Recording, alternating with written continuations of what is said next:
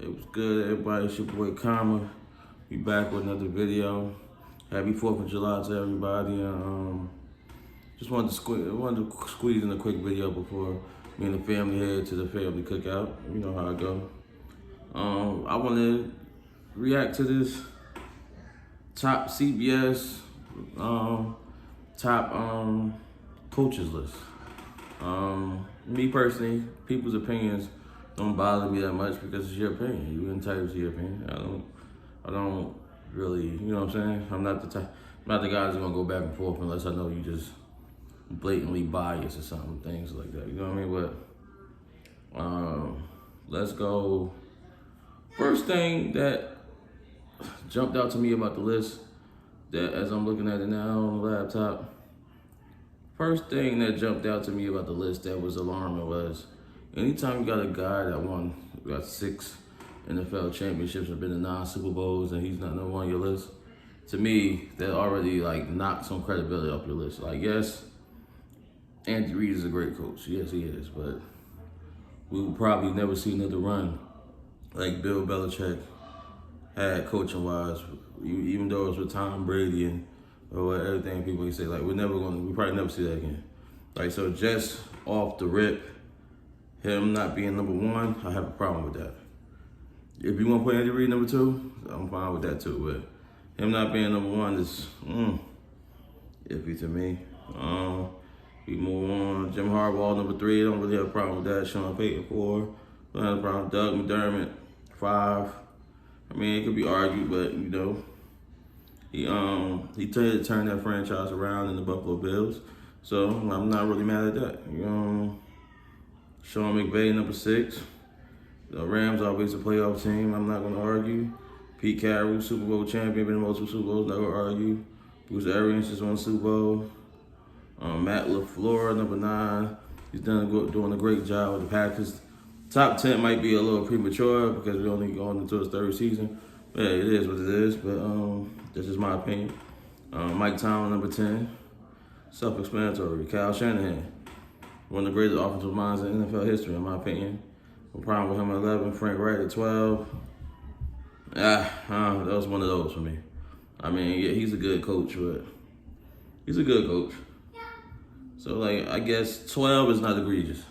So, I'm not going to be mad at that because we arguing a couple spots. Kevin Stefanski. So, that it's only going to his 2nd season. With the Browns, it might be a little. If we going people go off recent memory and what their eyes told them last year. So I got no problem with that with the season the Browns had. Like I said, you splitting hairs. Mike Vrabel 14. Just gonna run through the rest of this real quick. Vrabel 14, Dick Zimmer 15, which I think he should be a little higher. Brian Flores 16. Ron Rivera 17. Matt Rule 18. Matt Nagy 19. John Gruden 20. Arthur Smith 21. His first year with the Falcons 21. 22 Cliff Kingsbury. 23 Mike McCarthy Dallas.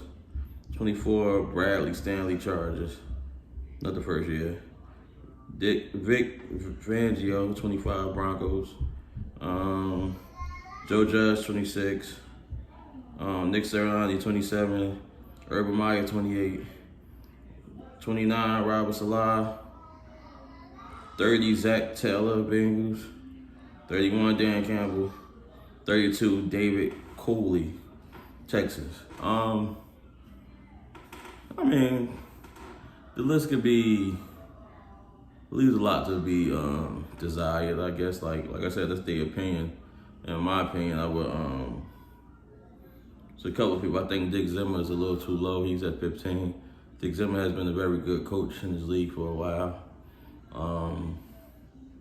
I think it's a couple of people that's a little too low as I run down.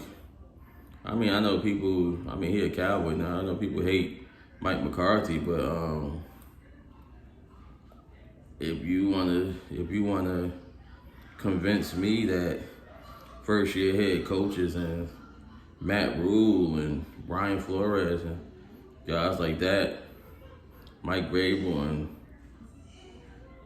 Frank Wright and people like that. Like, you want to convince me that their resume is more impressive than Mike McCarthy, who's a Super Bowl champion and has, if I'm not mistaken, I'm gonna put the graphic up.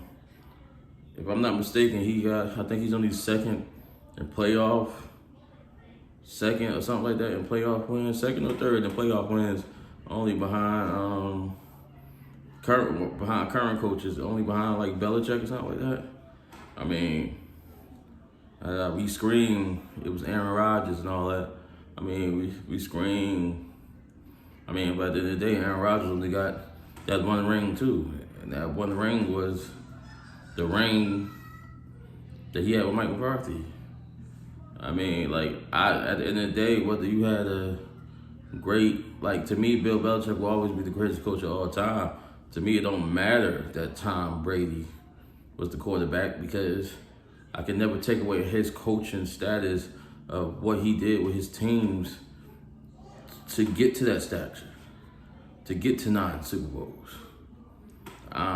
So you telling me Matt Nagy and who's the other guy? Matt Nagy and Mike Vrabel and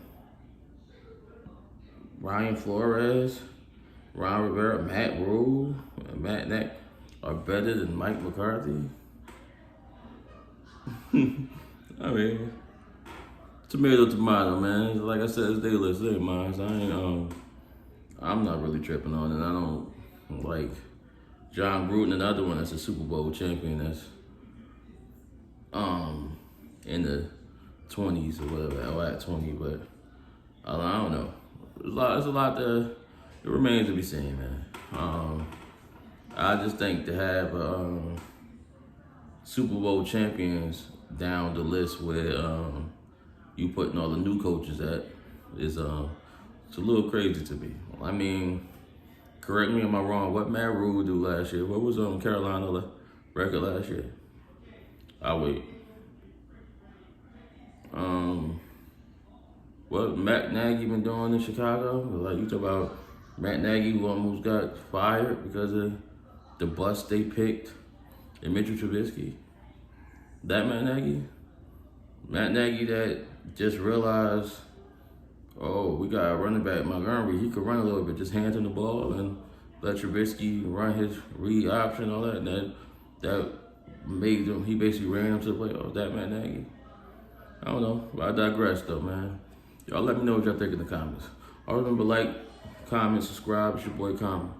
Salute.